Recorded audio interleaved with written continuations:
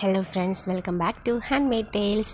ഇന്ന് നമ്മൾ ഉണ്ടാക്കാൻ പോകുന്നത് പണ്ടത്തെ ഒരു ചേരുവയിൽ ഒരു ഫിഷ് കറിയാണ്. ഇത് ചേമ്പും അയലയും വെച്ചിട്ടാണ് ഉണ്ടാക്കിയിരിക്കുന്നത്. അപ്പോൾ നമുക്ക് എങ്ങനെയാണ് ഉണ്ടാക്കുന്നതെന്ന് നോക്കാം.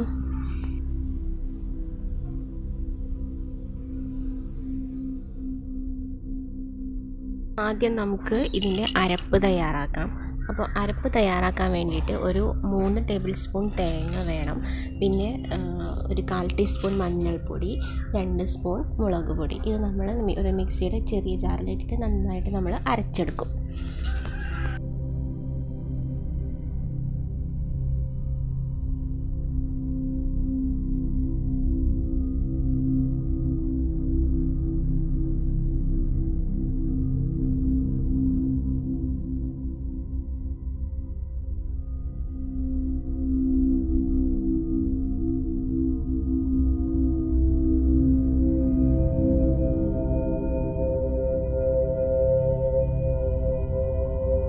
ചട്ടി ചൂടാക്കാൻ വെക്കാം. ചൂടായി വരുമ്പോൾ നമ്മൾ വെളിച്ചെണ്ണയാണ് ഇവിടെ എടുത്തിരിക്കുന്നത്. അപ്പോൾ ഒരു 2 സ്പൂൺ വെളിച്ചെണ്ണ ഒഴിച്ച് കൊടുത്തു. പിന്നെ നമുക്കിതിലേക്ക് ആഡ് ചെയ്യേണ്ടത് വേപ്പിലയാണ്. പിന്നെ നമുക്ക് ഒരു 3 പച്ചമുളക് കീറി ഇതിലേക്ക് ഇട്ട് കൊടുത്തിട്ടുണ്ട്.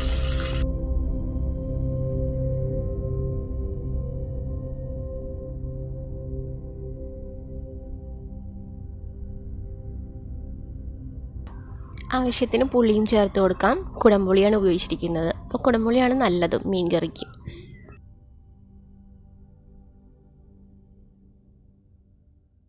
അപ്പോഴേക്കും നമുക്ക് നേരത്തെ തയ്യാറാക്കിയ അരപ്പ് ഇതിലേക്ക് ചേർക്കാം.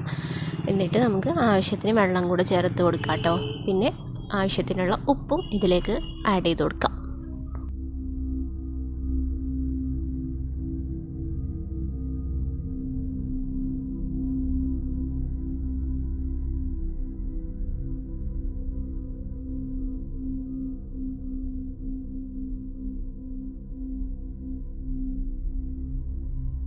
നമ്മുടെ അരപ്പൊക്കെ ഒന്ന് തിളച്ച് തുടങ്ങിയിട്ടില്ല. തിളച്ച് തുടങ്ങുന്നതിന് മുന്നേ ആയിട്ട് നന്നായിട്ട് ചൂടായി കഴിയുമ്പോൾ നമുക്ക് കഴുകി വൃത്തിയാക്കി വെച്ച ചേമ്പ് ഇതിലേക്ക് ചേർത്ത് കൊടുക്കാം.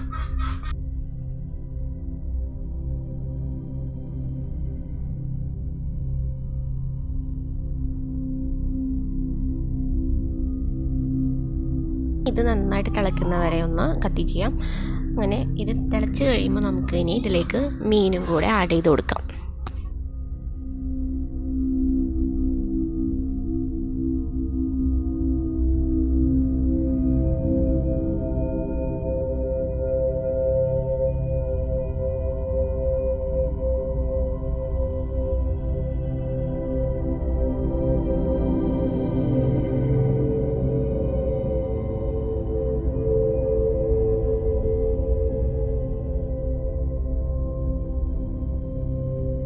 അപ്പോൾ ഇതിലേക്ക് മീൻ നമ്മൾ ആഡ് ചെയ്ത് കഴിഞ്ഞു. ഇനി ഇതൊന്ന് തിളച്ചാൽ മതി.